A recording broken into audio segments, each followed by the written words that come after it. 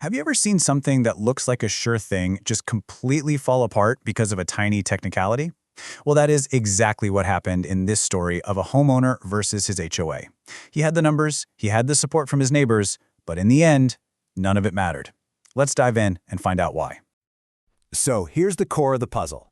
A homeowner, John Kelly, needed to get 21 signatures to force a special meeting. Pretty straightforward. He goes out and gets 36. That is way more than he needed. On paper, you'd think this was a total slam dunk. And yet, the HOA came back and flatly rejected his petition.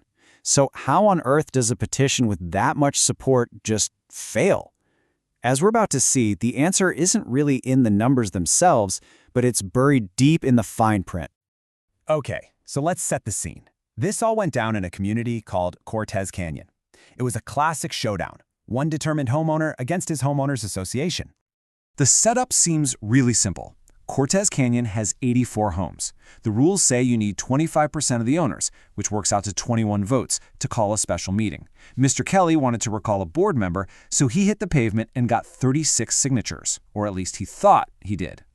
And things escalated really fast. The petition gets submitted on April 19th. Almost immediately, the HOA comes back with a hard no. And just 10 days after that, Mr. Kelly, convinced he's in the right, files a formal complaint with the state. And just like that, a neighborhood dispute turned into a full-blown legal battle. So, why the rejection? This is where it gets interesting. The answer isn't about the number of signatures. It's all about the rules that govern them.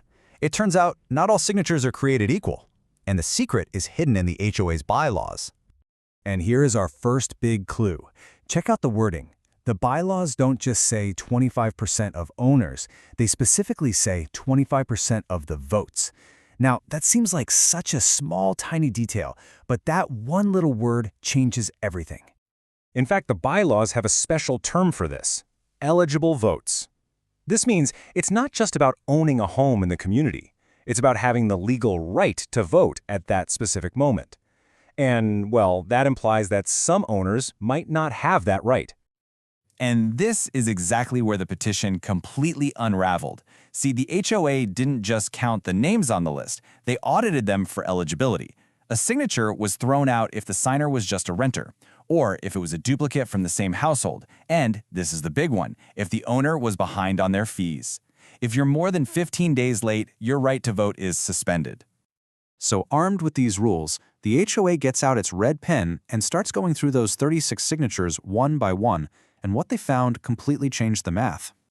And here is the final brutal tally. They started with 36. Right off the bat, they removed 11 because they came from non-owners, like renters. Poof. Then, they cut another 6 for being duplicates from units that had already signed.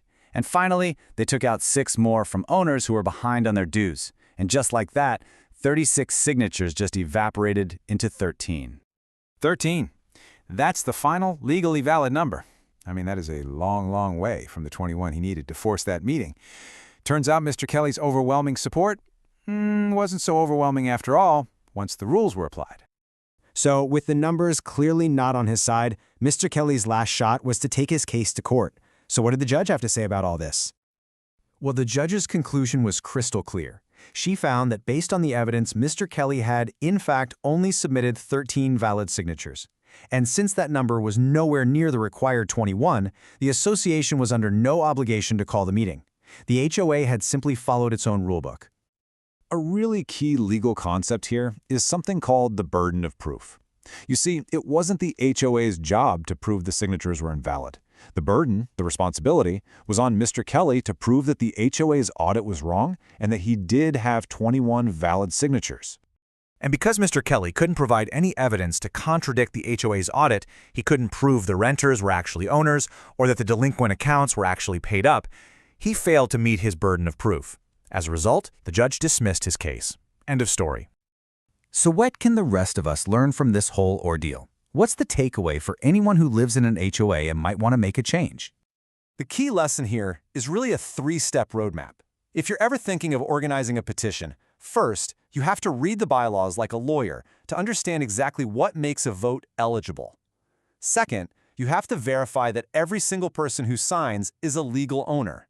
And third, and this is the trickiest part, you need to confirm they're in good financial standing before they sign. Mr. Kelly admitted he skipped these steps, and it cost him everything. This whole case leaves us with a really critical question. It proves that popular support isn't always enough. In the very structured, rule-heavy world of HOAs, knowing the rulebook inside and out can be far more powerful than just having the numbers. So, which one do you think matters more where you live? Something to think about. Thanks for joining this explainer.